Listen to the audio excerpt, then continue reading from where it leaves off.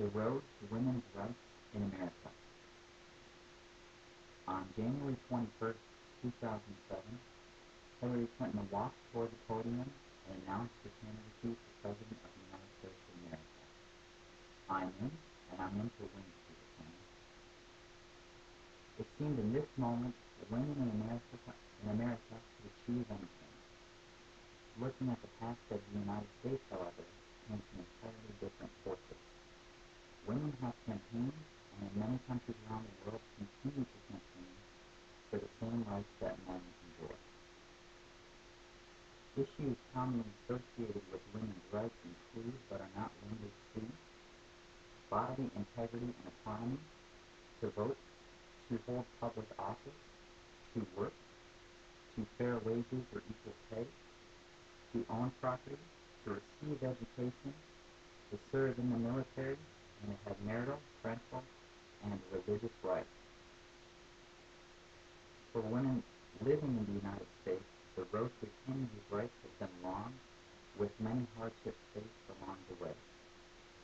But within these difficult times, some of the paramount women of modern times would show the world that not only are women deserving of the same rights as their male counterparts, they are suitably able to rise to the task at hand and overcome the seemingly insurmountable obstacles in their way, whether it be social, political, spiritual, or otherwise. Some of the paramount figures of the women's rights movement include Susan B. Anthony. She was born on February 15, 1820, and died on March 13, 1906. She gained widespread notoriety as a powerful public advocate of women's rights, traveling the U.S. to convince that society should treat men and women equally. She was famously arrested on November 18, 1872, for casting a vote in the presidential election. She would maintain that it was her right to vote as granted by the 14th Amendment.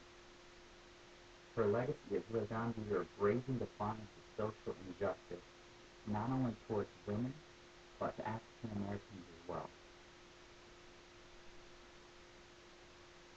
And here is a picture of Susan B. Anthony.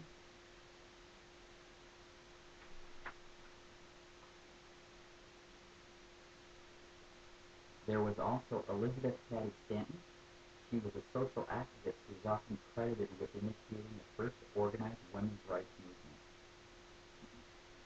Her concerns included women's parental rights, property rights, employment and income rights, divorce laws, and birth control. Although it was uncommon for the time, she was formally educated at Georgetown University.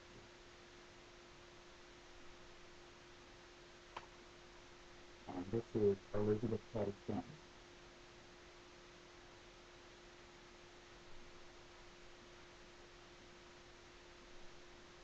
Without the tireless efforts of these women, equal rights in the nation would not be where they are today. The road to women's suffrage, or women's right to vote, was a long and tumultuous one. In 1869, the National Women's Suffrage Association was formed by Elizabeth Cady Stanton and Susan B. Anthony. The organization was dedicated not only to women's suffrage, but to gaining other rights for women as well. On November 5, 1872, Susan B. Anthony famously cast a ballot in the 1872 presidential election. She was later tried, convicted, and sentenced to pay a $100 fine for her crimes. On June 4, 1919, the 19th Amendment was proposed in Congress. Later, on August 18, 1920, the 19th Amendment, granting women the right to vote, is ratified and officially passed into law. Women had finally achieved the right to vote in the United States. It was a major victory for the movement, but the fight for equality was far from over. Two major movements would push women even closer to their long-deserved goal. With America's sudden entrance into World War II following December 7, 1941, manufacturing jobs were growing at a surprising rate. With many men away serving in the military, it was left up to the women to fill a majority of the emptied manufacturing jobs. Many of the plants women worked at were used to make bombs, tanks, airplanes, and army jeeps. While their abundant contribution to the war effort at home was a major key in Allied victory, this effort was also a victory for women's rights on the home front. Many women felt it was their patriotic duty to serve within the workforce. Within these rough working conditions, many women found a solidarity and a purpose with their coworkers.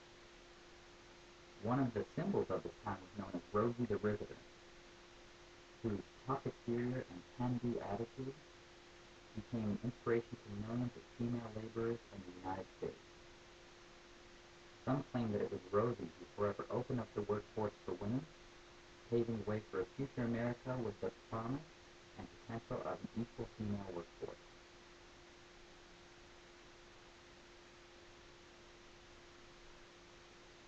Imagine your voice going unheard. Imagine not having the same social freedoms as your next door neighbor. This is the gloomy life that many American women faced as little as 87 years ago. With the personal freedoms that American women enjoy today are a direct result of the unending trials of women from centuries and decades before them. It might seem unimaginable to think of a world where women or anyone is denied the right to vote or even be seen as equal to their neighbor, but this is that world.